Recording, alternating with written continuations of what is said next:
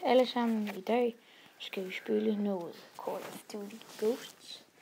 Og ja, det er sådan en campaign. Jeg vil starte en ny serie, hvor jeg bare sådan en efter en mission bare prøver at klare hele spillet. Og jeg tror bare vi tager regulær, fordi det er sådan midt imellem. Yep. Og i dag spiller jeg sammen med min storebror her. Lige her, venner. Det var så min storebror. Ohøj. Det var så også min storebror, men ja, jeg havde også bare gået i gang. Okay, jeg skruer lige lidt op, så jeg skruer lige lidt mere op. Lige lovlig højden. Okay. Men der er egentlig ikke lyd på den her video. Det var bare lige så jeg sådan kunne leve mig lidt mere ind i det. Så. Men det tager så lang tid. Jeg skulle igennem en tid. Det må gøre lidt næste der. Heldigvis er det bare et spil. Det nederen er det egentlig skal i virkeligheden. Men det gør det ikke her. Det er jo meget smart. Meget rart. Banan!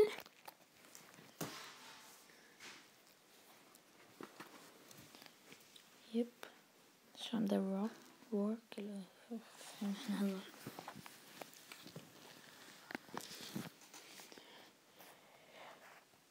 Det kunne vi måske godt have skippet til at lave en god video, det her. Hvad vi skulle klippe i det, det ved jeg ikke. Det finder vi ud af, ja. Okay. De bliver til spoil, så lige pludselig skider. Super. Jeg klipper ikke i det. Kun noobs, der gør sådan noget.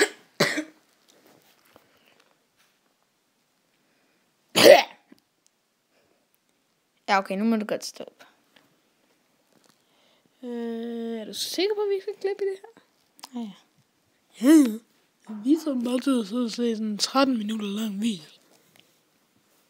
Og så bliver de til de der ghostsmænd der, fordi der var kun sådan 13 tilbage af dem, og så skulle de kæmpe imod de onde. Og så blev de til sådan nogle ghosts, der bare overvandt sådan 300 onde, hvilket ikke er så realistisk. Og nu håber vi altså bare, når den kommer ud, at der er bedre kvalitet.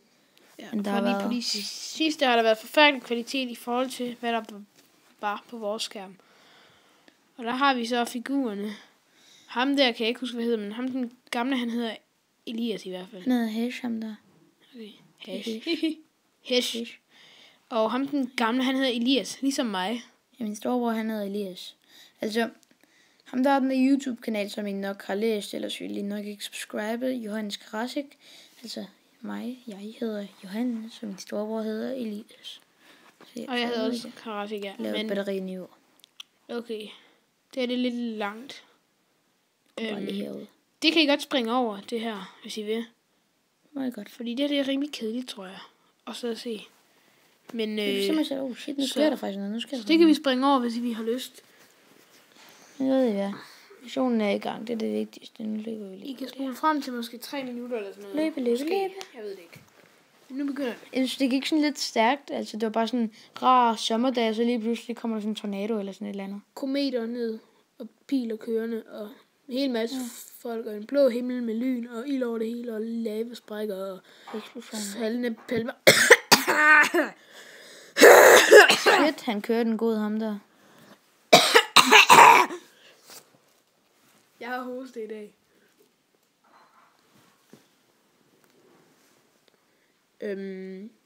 Ja. Run. Run first, run!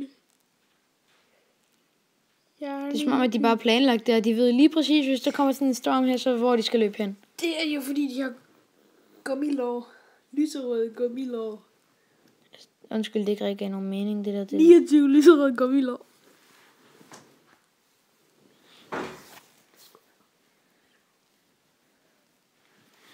Okay, nu prøver vi at tage det her lidt seriøst, eller jeg. Min storebror kan ikke finde ud af at tage det seriøst. Det må I finde jer i. Kan han ikke.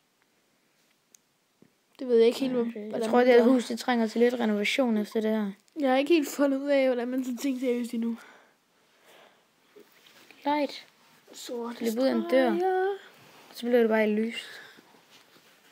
Så blev det bare 5 minutter tidligere, hvis jeg altså ikke kan læse engelsk. Nu er vi oppe i rummet. Fedt.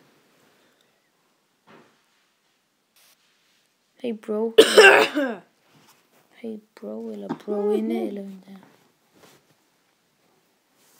Min storebror, han hoster mig.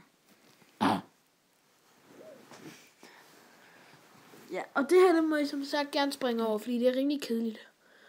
Men, som mig selv. Men det, der sker nu, er, at man kommer op i sådan en rumskib, eller rumsonde halløj, hvor det, der sker, er, at det er det rumskib, som på en eller anden måde springer i luften, eller sådan noget, og sender en hel masse halløj ned.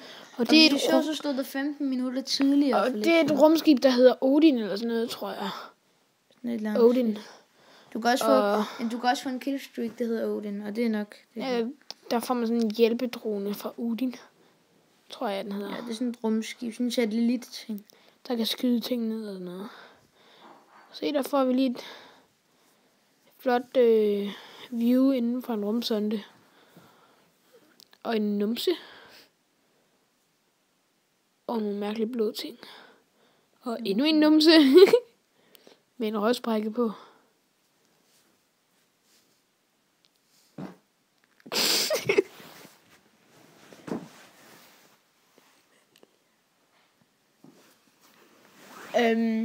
Ja, så kommer man ind til det her rum, og så kommer der op.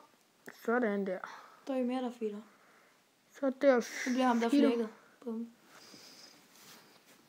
Okay, endnu en nummi. Og så igennem den lange port. Det er rimelig sygt at svømme i luften, faktisk.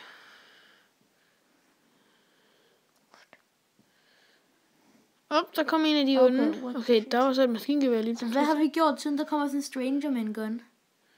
Ja, det tænker jeg også lidt. Okay, det må være sådan nogle rumterrorister fra Mars. Det bliver det næsten nødt til at være. Hvad fanden kunne det ellers være? Ja, så har man sådan en pro-gevær lige pludselig. Det er sgu da meget fedt.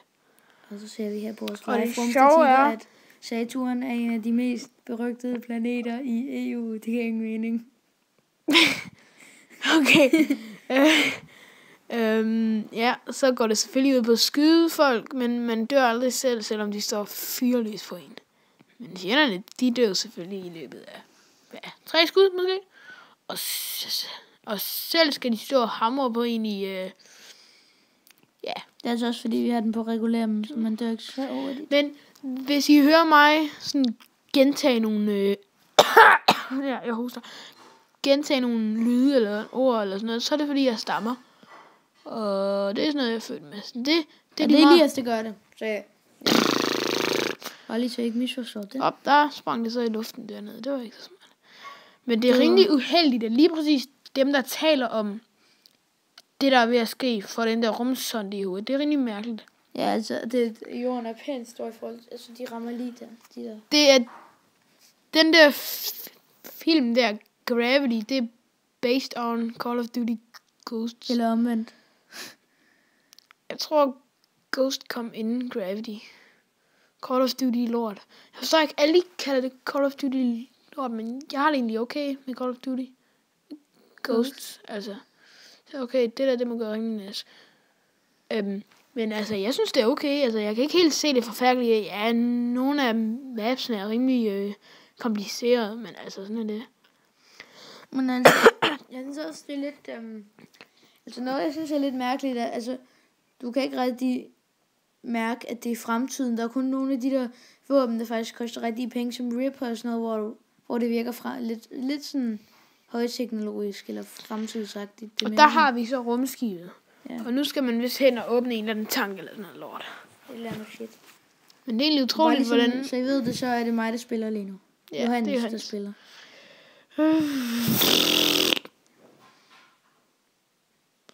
Okay.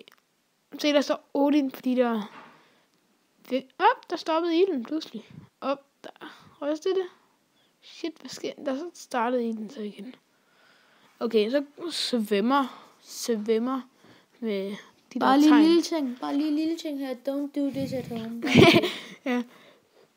Det er det næste afsnit af Jackass, der prøver de det her lort. De kravler op i sådan en rumskib og smider sådan noget C4 over det hele og springer det i luften. Og skyder på en tank. Så det er sådan noget, som Steve, hvor han gør i sin fritid. Jeg forstår slet ikke, altså, hvorfor springer de det mere i luften? Hvad er pointen egentlig i det? At springe ned mere i altså, luften? de terrorister, deres ønske om... Altså deres mening med livet du for er jo dem ikke er at lave... det er jo de andre, der er terrorister, ja. Okay. Deres mening med livet er, at jorden... og det er den i gang med lige nu. Ja, lortet springer i luften. Mere lortet springer. Jeg tror, hende der, hun er død. Jeg tror, hun er død. Altså, jeg synes, det er lidt mærkeligt. Altså, vi bliver da lige så meget flamberet lige nu. Der sker ikke en skid for os. Jamen, det var jo hende. Hun døde lige før, da ilden sprang op i ansigtet på hende, tror jeg. Der er grafik derude. Vi kommer måske til at spille noget Five Nights at Freddy's eller sådan et eller andet.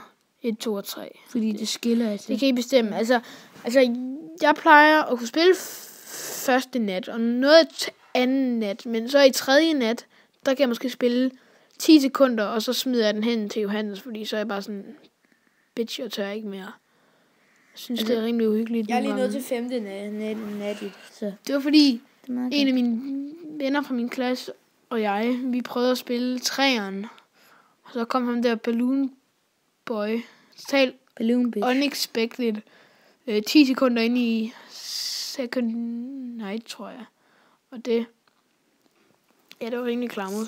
Så blev vi bare skræmt. Og så sad vi der og smed min telefon op i luften. Og ja, vi spiller FNAF på telefon. Det er rimelig noobet, men altså, vi har ikke en computer, fordi vi ikke har 20.000 kroner eller sådan noget.